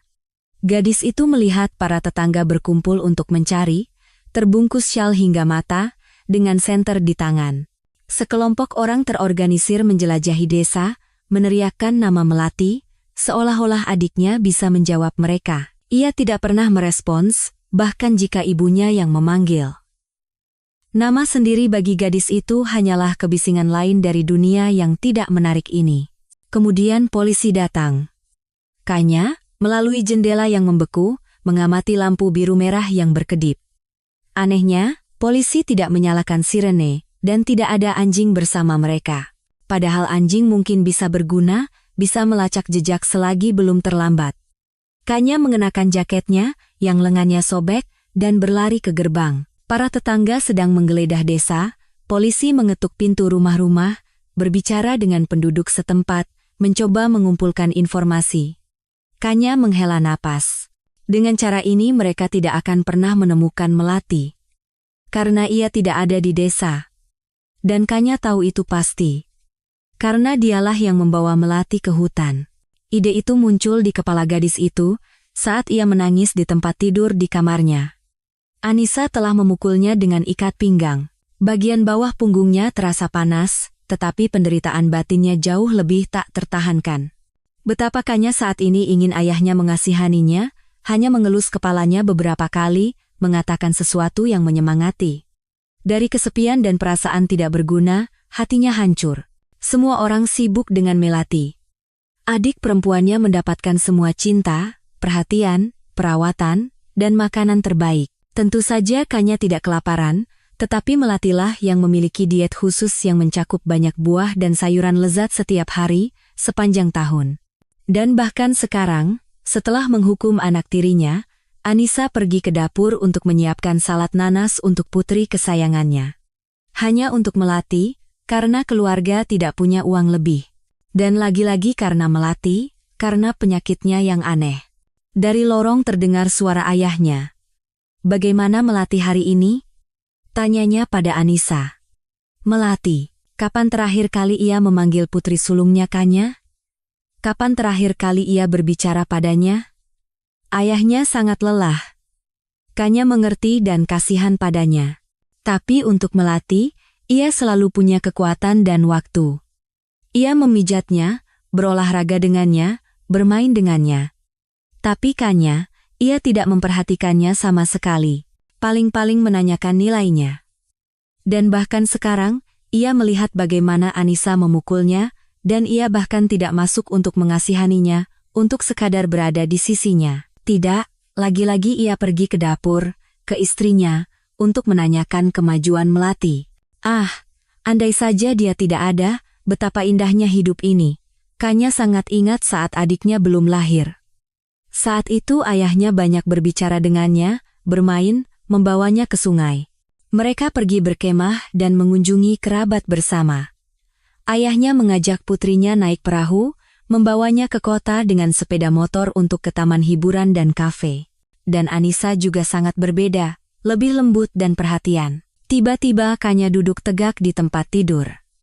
Waktu bahagia itu, masa keemasan itu, bisa dikembalikan. Untuk itu, Melati hanya perlu menghilang. Kanya bertindak hampir secara mekanis. Ia menyelinap keluar ke lorong, cepat-cepat berpakaian. Orang dewasa sedang berdiskusi pelan di dapur tentang hari yang telah berlalu. Kanya tidak keluar melalui pintu utama, ia bisa ketahuan. Gadis itu turun ke ruang bawah tanah. Di bawah langit-langitnya ada jendela kecil yang tidak pernah ditutup. Melalui jendela itulah gadis itu keluar. Udara dingin membakar pipi dan hidungnya. Semakin dingin. Besok mungkin sekolah akan diliburkan. Ia harus bergegas sebelum orang dewasa menyadari bahwa di luar terlalu dingin dan keluar untuk mencari Melati. Dan di sanalah adiknya, memanjat bukit dan meluncur, memanjat dan meluncur. Dan dari wajah Melati, bahkan tidak jelas apakah ia menyukai kegiatan ini atau tidak. Seperti robot, pemandangan yang menyeramkan, sebenarnya, terutama dalam senja yang semakin pekat. Kanya mendekati adiknya, menunggu sampai ia berada di bawah, dan memegang tangan Melati. Gadis itu sudah sering melakukannya. Kadang-kadang ia diminta untuk membawa adiknya dari luar. Bersama Kanya, Melati hampir tidak pernah histeris, dengan patuh ia berjalan pulang. Ayahnya selalu terharu dan senang dengan pemandangan seperti itu. Tapi Kanya berpikir bahwa kepatuhan Melati lebih merupakan kebetulan daripada ekspresi perasaan khusus padanya. Tapi sekarang, Kanya membawa Melati bukan ke rumah. Tidak. Gadis itu bertekad untuk mengembalikan kehidupan lamanya, dan untuk itu ia harus menyingkirkan adik perempuannya. Dialah sumber semua masalah Kanya. Belakangan Kanya menyadari bahwa ia bertindak dalam keadaan aneh. Ia tidak sepenuhnya sadar apa yang ia lakukan. Yang utama baginya adalah menjauhkan Melati dari rumah. Tentang apa yang akan terjadi pada si kecil di hutan yang gelap dan dingin, ia tidak memikirkannya, begitu pula tentang perasaan orang dewasa. Kanya berjalan cepat membawa Melati ke hutan yang gelap di dekatnya. "Ini semua karenamu," Kanya terus berkata. "Semua ini salahmu. Tidak ada yang menyayangiku. Semua orang berputar di sekitarmu. Tapi tidak apa-apa, sebentar lagi semuanya akan kembali seperti semula. Dan ayah akan menjadi milikku lagi, bukan milikmu." Tentu saja, Melati tidak menjawab. Ia hanya melangkahkan kakinya, dengan patuh mengikuti Kanya. Akhirnya, mereka tiba di hutan. "Disinilah kau akan tinggal sekarang," katakannya dengan muram pada Melati. "Sekarang kita akan masuk sedikit lebih jauh agar tidak ada yang melihatmu, dan kau kan tidak peduli di mana kau berada. Di rumah bersama orang tua atau di sini, bagimu tidak ada bedanya. Jadi tinggallah di sini." Merasa sudah cukup jauh membawa Melati ke dalam hutan, Kanya melepaskan tangan adiknya dan lari. Ia tidak menoleh ke belakang, tetapi ia tahu, si kecil tidak menatapnya. Adiknya tidak takut, tidak terkejut. Melati hanya berdiri di tempat, Kanya meninggalkannya. Berdiri seperti tiang atau pohon lain. Gadis itu berlari, pertama melalui hutan, lalu melalui ladang. Desa semakin dekat. Kanya berpikir bahwa ia harus berhasil kembali ke kamarnya sebelum orang tuanya menyadari Melati tidak ada. Jika tidak, semuanya akan terlalu jelas. Dengan begini, tidak ada yang akan menebak kemana si bungsu menghilang. Mungkin pada awalnya Melati akan dicari, tetapi tidak akan ditemukan, dan akan dilupakan. Dan hidup akan kembali seperti semula. Kanya kembali ke rumah melalui jalan yang sama saat ia keluar, melalui ruang bawah tanah. Dengan berjinjit ia menyelinap ke lorong, melepaskan pakaian dan sepatunya. Ayah dan Anissa masih berdiskusi di dapur tentang rencana pengobatan Melati. Ini membutuhkan uang. Ayah berkata akan mengambil kredit. Meskipun mereka sudah punya banyak utang, Kanya tersenyum. Tidak, Ayah. Kau tidak perlu terjerat utang lagi. Melati sudah tidak ada, berarti tidak ada masalah lagi. Gadis itu kembali ke kamarnya, naik ke tempat tidur, mematikan lampu, menarik selimut hingga ke mata, dan mulai menunggu. Jantungnya berdebar kencang. Kanya tidak bisa memahami perasaannya. Kegembiraan dan keputusasaan. Ketakutan dan kegembiraan. Semuanya bercampur menjadi satu. Dan kemudian Anissa menyuruh Fajar untuk menjemput Melati, yang tentu saja tidak ia temukan, dan dimulailah semuanya, tetangga, polisi, pencarian. Tidak ada yang bertanya apapun pada Kanya. Mereka, seperti yang sering terjadi, benar-benar melupakannya. Tapi sekarang itu bahkan membuat gadis itu senang. Ia tidak tahu apakah ia bisa berbohong langsung di hadapan ayahnya, dan juga polisi. Tidak, ia harus bersembunyi, berpura-pura tidur. Dan nanti, jika tiba-tiba ditanya, ia akan benar-benar terkejut. Berbohong itu tidak baik, tetapi ia harus menahannya sekarang agar bisa hidup bahagia selamanya nanti. Kami mencarinya di seluruh desa, Fajar menggelengkan kepala. Seluruhnya, jika selama ini Melati berada di luar, ia pasti tidak akan selamat. Udara semakin dingin, lalu seseorang terpikir untuk bertanya pada Kanya. Aku yakin Kanya tidak tahu apa-apa. Anissa telah menghukumnya dan ia menghabiskan sepanjang malam di kamarnya, tersinggung dan marah. Dan kalian tidak sekalipun memeriksanya? Budi terkejut. Kanya menangis di kamarnya, dan kalian bahkan tidak berbicara dengannya setelah itu? Awalnya aku merasa terlalu lelah. Dan kelembutan yang berlebihan hanya merusak anak-anak. Lalu semua ini dimulai dengan Melati, dan aku sama sekali tidak sempat memikirkannya. Pria itu jelas mencoba membela diri. Kanya dengan cermat menangkap setiap katanya. Budi melihat betapa sulit baginya untuk mendengarkan ini. Dan apa yang terjadi kemudian? Aku bilang percakapan dengan Kanya tidak akan ada gunanya. Tapi Anissa tiba-tiba berpegang pada ide itu. Kami sudah menggeledah seluruh desa. Polisi memanggil bala bantuan dan tim anjing pelacak. Saat itu tidak ada yang bisa dilakukan, tapi duduk diam dalam situasi seperti ini tidak mungkin bagi kami, jadi Anissa bergegas ke kamar Kanya. Kanya berguling-guling di tempat tidurnya sampai pagi. Tentu saja, setelah semua yang terjadi, ia tidak bisa tidur. Perlahan-lahan kesadarannya menjadi jernih, dan ia menyadari apa yang telah ia lakukan. Kanya sadar bahwa bahkan jika Melati tidak ditemukan, hidup akan menjadi lebih buruk dari sebelumnya.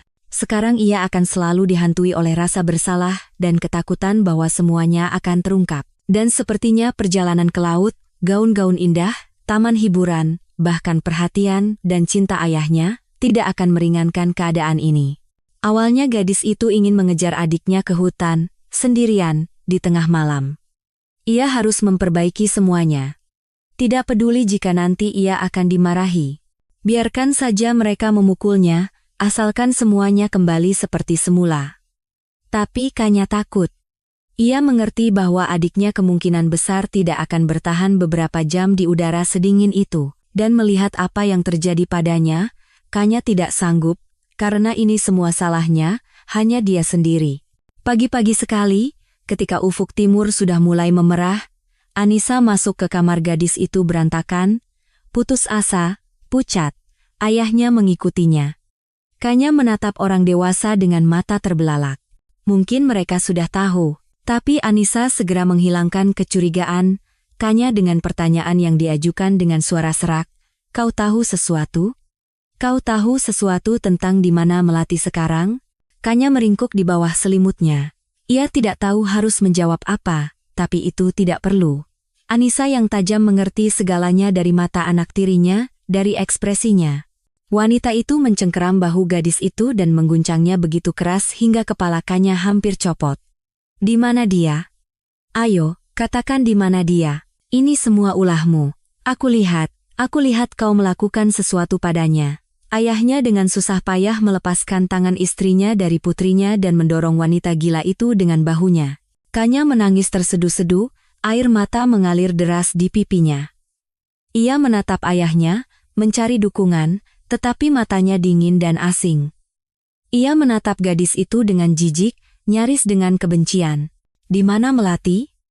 Ia mengulangi pertanyaan Anissa dengan tegas. Rupanya Fajar, melihat putri sulungnya, juga menebak keterlibatannya dalam hilangnya si kecil.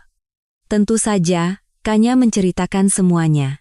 Menyadari bahwa putrinya telah menghabiskan sepanjang malam di udara dingin, Anissa terkesiap dan menutup mulutnya dengan telapak tangan. Lalu ia berbalik dan lari keluar rumah, mungkin mencari Melati, atau apa yang tersisa darinya. Ayahnya mengejarnya, sebelumnya sempat menampar putri sulungnya begitu keras hingga telinganya berdengung. Bekas tamparan itu masih memerah di pipi Kanya.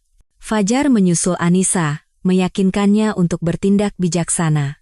Ia memberinya tugas untuk memberitahu polisi dan menunggu Melati di rumah, siapa tahu ada yang menemukannya lebih dulu. Dan ia sendiri memerintahkan Kanya untuk bersiap-siap. Ia berencana pergi ke hutan bersama putrinya. Hanya Kanya yang tahu di mana ia meninggalkan Melati, dari sanalah pencarian harus dimulai. Anissa bahkan tidak melirik Kanya. Ia duduk di sofa di ruang tamu, bergoyang ke sana kemari seperti pendulum, dan merintih pelan. "Pemandangan yang mengerikan, lihat apa yang telah kau lakukan," desis ayahnya, menatap istrinya. Di matanya terbaca ketakutan dan kebingungan. Dan Kanya merasa beban rasa bersalah di pundaknya menjadi semakin berat. Fajar meminta salah satu tetangga yang mereka temui di jalan untuk menemani Anissa.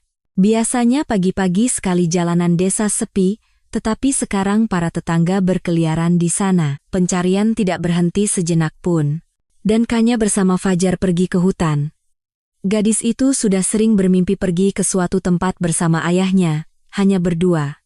Tapi tentu saja, dalam fantasinya, itu adalah jalan-jalan yang sangat berbeda. Ayahnya memegang erat tangan putri sulungnya, dan bahkan tidak menatapnya. Hanya sekali ia berkata singkat, "Bagaimana kau bisa melakukan hal seperti itu?" "Aku tidak tahu," jawab gadis itu dengan jujur. Ia benar-benar tidak mengerti apa yang merasukinya saat itu.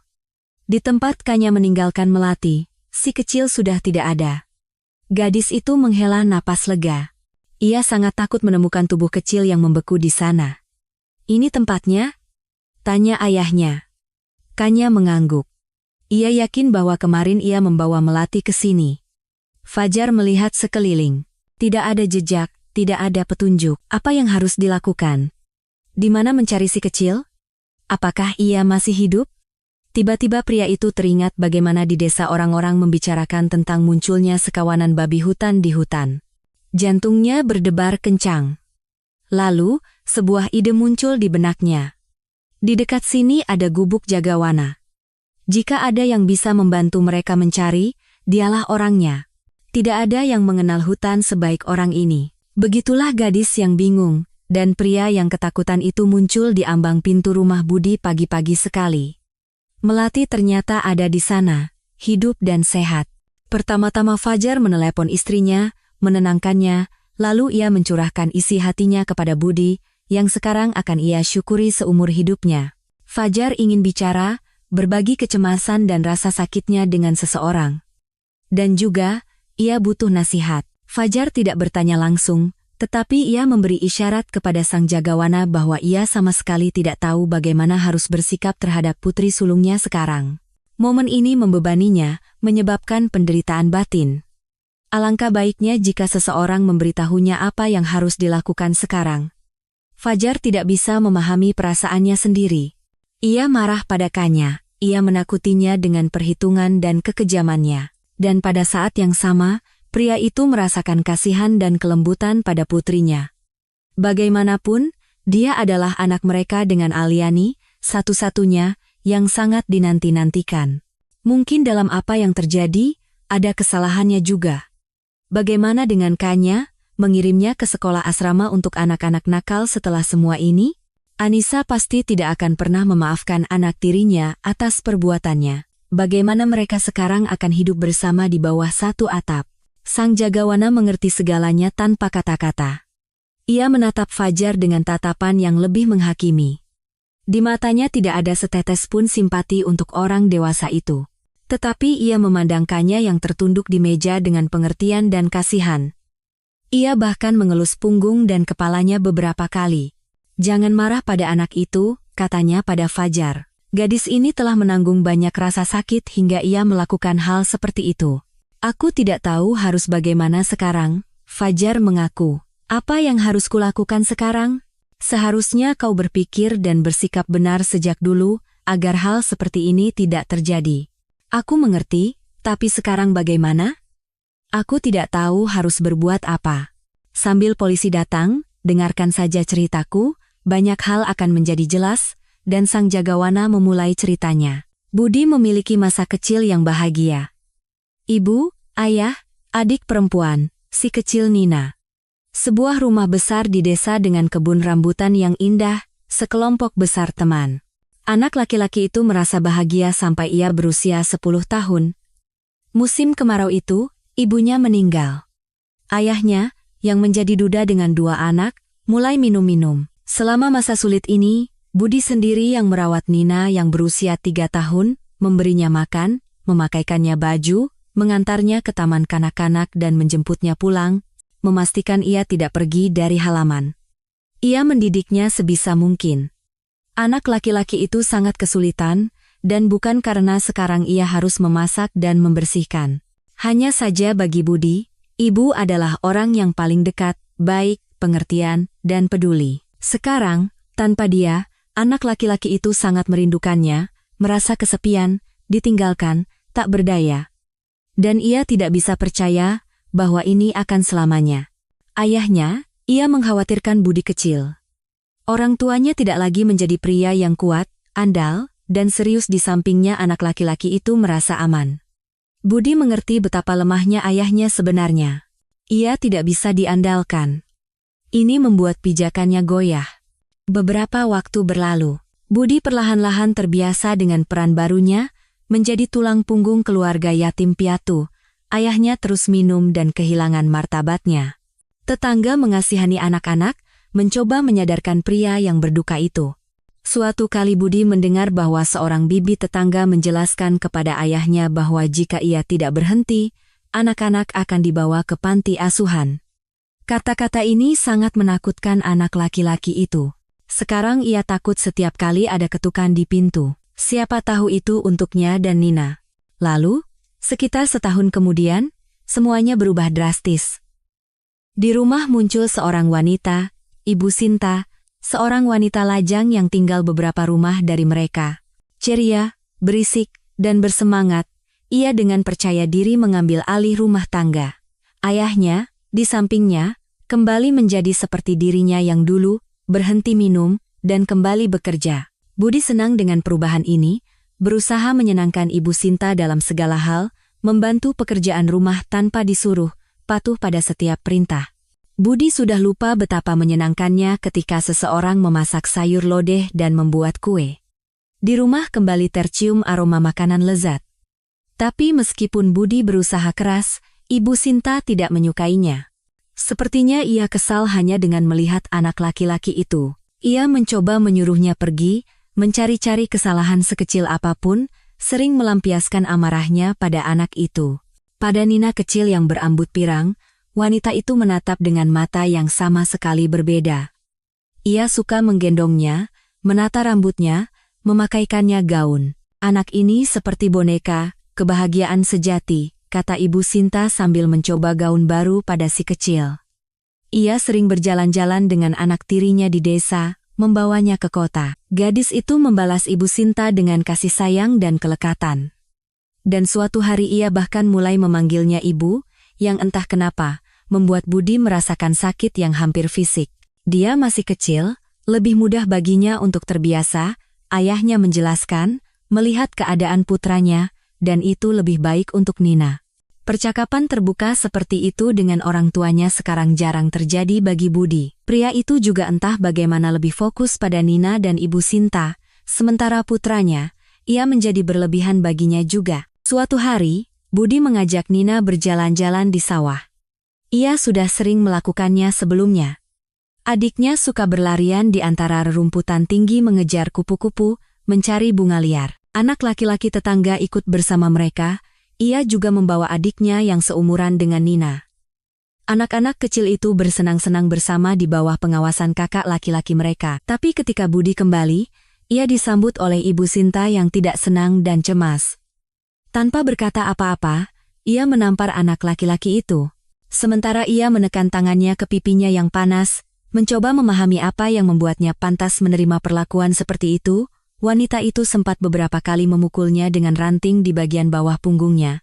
"Ada apa?" tanya Budi di sela-sela tangisnya, menghindar dari ibu tirinya yang marah. Ternyata, karena tidak menemukan Nina di halaman, ia panik, berlarian di desa menanyai tetangga, bahkan ingin memanggil polisi. Untungnya, anak-anak laki-laki memberitahunya bahwa gadis itu sedang berjalan-jalan di sawah bersama kakaknya. Ibu Sinta sudah keluar dari gerbang untuk membawa pulang si nakal dan mengembalikan Nina kesayangannya, tetapi pasangan yang lelah bermain itu datang sendiri. Begitulah Budi terkena amukan ibu tirinya. "Jangan pernah membawanya pergi tanpa izinku, dengar," teriak wanita itu di depan wajah anak laki-laki yang terkejut itu. Dan ayahnya, ia berdiri di dekatnya, mendengar semuanya, dan bahkan tidak berpikir untuk membela putranya, meskipun ia tahu betul bahwa Budi sering berjalan-jalan dengan Nina sejak ia masih bayi dan tidak pernah terjadi apa-apa pada si kecil. Sikap acuh tak acuh ayahnya jauh lebih menyakitkan daripada kata-kata menghina dan tidak adil dari Ibu Sinta, dan bahkan pukulannya. Jika sebelumnya Ibu Sinta setidaknya mencoba menahan kejengkelannya, setelah kejadian ini ia berhenti bersusah payah. Ia memanggil Budi dengan kata-kata paling kasar, mencoba mengirimnya pergi jauh dari rumah dengan suatu tugas, membebaninya dengan pekerjaan berat. Dan tidak ada senyuman, tidak ada kelembutan, tidak ada ucapan terima kasih. Ayahnya, ia berperilaku kurang lebih sama seperti istri mudanya yang baru. Ini yang paling menyakitkan. Nina dibelikan permen, dibawa ke taman hiburan, ke bioskop di kota. Ia diberi boneka-boneka cantik. Budi tidak mendapatkan apa-apa. Tidak pantas, Ibu Sinta menjelaskan posisinya.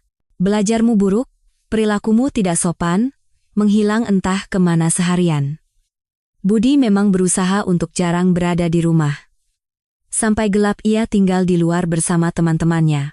Dan jika tidak ada siapa-siapa, ia pergi ke hutan, di mana ia merasa baik dan tenang kapanpun. Pohon-pohon tidak menghina anak laki-laki itu, mereka tidak bisa menjadi pengkhianat atau penyiksa.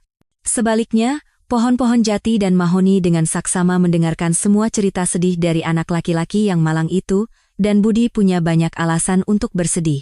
Di keluarga, ia merasa tidak dibutuhkan. Anak laki-laki itu mengganggu ayahnya, menimbulkan antipati yang jelas dari Ibu Sinta. Bahkan Nina, yang dulu kakaknya adalah pelindung dan orang yang paling dicintai di dunia, mulai bersikap berbeda terhadapnya, sangat mirip dengan Ibu Sinta, bahkan bibirnya mengerut dengan jijik saat menatapnya. Budi mengerti, jika terjadi sesuatu padanya, orang dewasa hanya akan senang karena terbebas dari satu mulut tambahan untuk diberi makan. Dan ia berusaha, jujur berusaha, untuk memenuhi harapan mereka. Ia berperilaku sangat berisiko, yang membuatnya mendapatkan otoritas di kalangan anak laki-laki desa. Anak-anak menganggap Budi sebagai pemberani yang nekat. Padahal sebenarnya, Ia adalah anak yang malang dan tidak diinginkan. Beberapa tahun lagi berlalu. Budi menjadi remaja canggung, pendiam. Tinggal di rumah menjadi sangat tak tertahankan baginya. Karena itu, suatu malam ia melarikan diri. Ia mengambil uang dari laci meja, sampai ke terminal bus. Perjalanannya jauh, tetapi anak laki-laki itu selalu suka berjalan kaki. Ia membeli tiket, naik bus, dan pergi ke kota. Sambil memandang ladang dan hutan yang berlalu lalang, anak laki-laki itu memikirkan kehidupan barunya yang dimulai saat ini juga. Ketidakpastian tentu saja menakutkan, tetapi apapun lebih baik daripada keberadaannya saat ini. Kota pada awalnya mengejutkan anak laki-laki itu dengan keramaiannya, tetapi Budi segera sadar diri, melihat sekeliling. Ia tidak terlalu suka di sini. Anak laki-laki itu selalu lebih tertarik pada keheningan, kesendirian, alam. Tetapi ia tetap harus mencoba memulai hidup baru. Mereka sendiri yang mendekatinya anak-anak jalanan, mungkin entah bagaimana mereka mengenali jiwa yang sama, mengerti bahwa anak laki-laki dari desa ini, seperti mereka, tidak diinginkan oleh siapapun. Budi senang berada di antara mereka. Di sini ia diterima dan bahkan, dengan caranya sendiri, dicintai. Anak-anak laki-laki itu tinggal di sebuah gedung kosong yang belum selesai dibangun di pinggir kota. Mereka mencari nafkah dengan pekerjaan serabutan, membantu seseorang membawa koper, menyapu jalan, membantu kuli angkut di toko membongkar muatan mobil. Dan remaja-remaja itu juga mencuri. Itu menakutkan sekaligus menyenangkan. Seiring waktu, Budi mempelajari semua trik dan, seperti yang lain, secara teratur menyumbangkan hasil curiannya ke kas bersama. Tentu saja, sesekali ada yang tertangkap. Suatu hari, Budi juga tertangkap. Anak laki-laki itu tidak beruntung. Ia dicengkeram erat oleh seorang pria gemuk dengan mata kecil yang jahat. Ia tidak melepaskan anak jalanan itu meskipun diminta dan ditangisi, menyeretnya ke kantor polisi. Begitulah Budi berakhir di lembaga pembinaan khusus anak. Semua yang harus ia alami di sana, ia bahkan tidak mau mengingatnya sekarang. Itu sulit, sangat berat. Itu seperti neraka di bumi. Begitulah Budi menceritakan waktu yang dihabiskannya di dalam tembok lembaga yang menakutkan itu kepada pendengar setianya. Fajar bahkan bergidik mendengar kata-kata itu. Terlihat jelas bahwa cerita Budi sangat memengaruhinya. Itu bagus. Mungkin akhirnya ia akan mengerti bahwa putri sulungnya juga butuh perhatian dan cinta. Bahwa tanpa itu, cepat atau lambat, bencana besar akan menimpanya. Seperti yang terjadi pada Budi. Ayahnya hanya sekali datang ke lembaga itu untuk menjenguknya. Ternyata ia telah melaporkan kehilangannya, tetapi tidak ikut mencari. Mungkin, seperti Ibu Sinta, ia berharap putranya tidak akan ditemukan, dan semuanya akan selesai dengan sendirinya. Tapi suatu hari, ayahnya ditelepon dan diceritakan tentang nasib Budi. Pria itu terpaksa pergi ke kota tetangga untuk bertemu dengan putranya yang nakal. Melihat wajah yang dikenalnya, remaja itu menangis. Ia sangat butuh dukungan, setidaknya kata-kata baik, jaminan dari orang terdekat bahwa semuanya akan baik-baik saja, tapi semua itu tidak ia dapatkan. Ayahnya mencela putranya, menghinanya. Benar kata Sinta, kau akan berakhir di penjara. Tidak sia-sia ia melindungi Nina dari pengaruhmu. Wanita yang cerdas dan berwawasan luas. Tapi tunggu dulu, Budi tidak tahan. Aku masuk penjara karena kebodohan di awal. Seluruh hidup masih di depan. Dengan dukungan keluarga, aku bisa mengatasi semuanya. Kenapa ayah begitu? Ayahnya hanya melambaikan tangan. Ia sudah memutuskan segalanya untuk dirinya sendiri. Pria itu tidak lagi mengunjungi putranya. Budi keluar setelah setahun. Ia sudah hampir dewasa, seorang pemuda berusia 17 tahun tanpa pendidikan, tanpa harapan masa depan, tanpa keluarga. Kemana harus pergi? Pulang ke rumah sama sekali tidak ingin. Ia tidak diterima di sana. Dan pemuda itu pergi ke terminal, ke teman-teman lamanya, anak-anak jalanan, ke tempat di mana ia benar-benar ditunggu. Budi terus mencuri. Bagaimana lagi? Kalau tidak, anak jalanan tidak bisa hidup. Dan tentu saja, ia tertangkap lagi. Kali ini pemuda itu dipenjara untuk waktu yang lama. Di lembaga itu ia berusia 18 tahun dan dipindahkan ke lembaga untuk orang dewasa. Di sini lebih buruk lagi. Budi bahkan mulai berpikir untuk mengakhiri hidupnya. Untuk apa tinggal di bumi ini? Siapa yang membutuhkannya di sini? Tetapi untungnya, dalam hidupnya ia bertemu dengan orang yang peduli, seorang guru matematika, Pak Andi. Di lembaga itu ada sekolah yang diselenggarakan bagi mereka yang belum sempat mendapatkan ijazah pendidikan menengah di luar. Di bangku sekolah duduk pria-pria dari berbagai usia, baik pemuda seperti Budi maupun orang-orang yang sudah cukup tua. Budi tiba-tiba suka belajar, terutama ia tertarik pada pelajaran matematika. Sang guru, melihat ini, mendorong semangat muridnya, memberinya tugas tambahan, menjelaskan topik yang lebih rumit secara individu. Kau cepat sekali mengerti, pria itu terkejut, kau sangat berbakat. Kenapa kau bisa berakhir di sini? Suatu hari Budi menceritakan kisahnya. Di mata pria itu, pemuda itu melihat simpati dan pengertian. Setelah pengakuan ini, Pak Andi menjadi teman dan mentor sejati bagi pemuda itu. Dialah yang membantunya menyelesaikan sekolah, meskipun di lembaga, dengan predikat istimewa.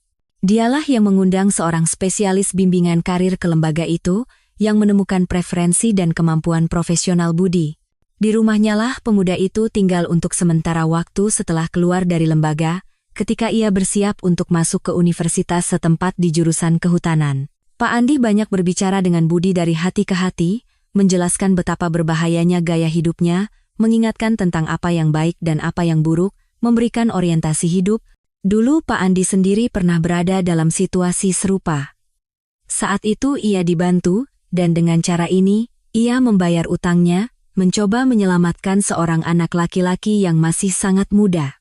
Usaha Pak Andi tidak sia-sia. Budi lulus dari universitas, menjadi seorang jagawana. Sang mentor kadang-kadang datang mengunjunginya di gubuknya. Budi selalu tulus senang dengan kunjungannya. Dengan ayahnya, Budi tidak lagi berkomunikasi. Ia pernah mencoba memperbaiki hubungan. Saat itu ia sudah menjadi orang yang serius dan mapan. Ia membelikan hadiah untuk semua orang, datang ke rumah masa kecilnya. Tapi tidak ada yang berubah. Ia masih tidak diterima di sana. Budi tidak menyimpan dendam pada kerabatnya, tetapi ia tidak lagi mencari pertemuan. Ia punya teman, punya sahabat baik, punya Pak Andi. Dan itu sudah cukup baginya. Budi tidak pernah berkeluarga. Ia pernah mencoba saat muda, tetapi entah bagaimana tidak berhasil. Begitulah ia sekarang tinggal di gubuk kecil di tengah hutan, dan keadaan ini sangat cocok baginya. Jika bukan karena Pak Andi, bukan karena dukungannya pada masa sulit itu, entah apa yang akan terjadi padaku. Sebenarnya, sudah jelas, tidak ada yang baik, Budi menyimpulkan ceritanya. Fajar menatap Budi dengan heran. Anda telah melalui begitu banyak hal. Keluarga Anda, hubungan mereka, itu mengerikan.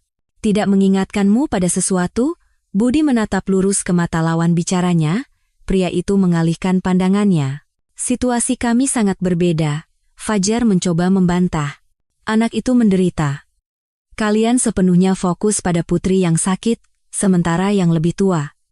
Ia pantas mendapatkan cintamu, ia membutuhkannya. Tapi kami berusaha, ini sangat berat, Anda tidak mengerti. Putrimu hampir saja melakukan sesuatu yang tidak dapat diperbaiki. Ia terluka, ia menderita. Aku sangat merasakan kondisinya. Aku pernah seperti itu, Budi berbicara pelan, agar Kanya yang duduk di dekat pintu tidak mendengar. Selamatkan dia selagi belum terlambat. Fajar menundukkan kepala. Tiba-tiba ia mulai mengerti betapa tidak adilnya mereka terhadap Kanya. Ia menatap putri sulungnya dengan kelembutan, dan kasihan sudah begitu dewasa, tetapi sangat rapuh dan tak berdaya. Lalu dengan hati-hati ia menurunkan melati, mendekati Kanya, dan memeluknya erat-erat. Di mata anak itu terlihat keterkejutan, lalu kegembiraan. Akhirnya, gadis itu menangis, tidak bisa menahan emosinya. Melati menatap pemandangan itu dengan acuh tak acuh, kasihan anak itu. Budi sangat berharap pengobatan itu pada akhirnya akan membantu si kecil yang manis ini. Tentu saja, orang tuanya tidak mudah, tetapi itu bukan berarti mereka harus menelantarkan putri sulungnya. Kanya tidak lebih buruk. Fajar mengelus rambut Kanya, membisikkan sesuatu yang menenangkan. Gadis itu perlahan-lahan sadar diri. Melihat pemandangan ini, Budi mengerti, sekarang semuanya akan baik-baik saja dengan mereka. Fajar menyadari bahwa ini tidak bisa terus berlanjut. Ia pasti akan menyampaikan ini kepada istrinya. Semua akan mendapat manfaat dari ini, bahkan Anissa. Fajar berterima kasih lama pada Budi sebelum pergi atas penyelamatan Melati dan atas pengakuan yang membantu pria itu memahami banyak hal. Sebagai penutup, Budi mengelus kepala Kanya dan berkata bahwa ia bisa datang mengunjunginya kapan saja, dengan memberitahu orang tuanya terlebih dahulu, tentu saja. Gadis itu tersenyum dan berjanji akan mengunjungi gubuk hutan itu. Sang Jagawana mengerti bahwa itu akan terjadi. Ia pasti akan datang lagi ke sini. Budi akan menjaganya. Ia akan menjadi Pak Andi bagi gadis ini, jika diperlukan. Setiap anak berhak mendapatkan cinta, perhatian, dan perlindungan orang dewasa.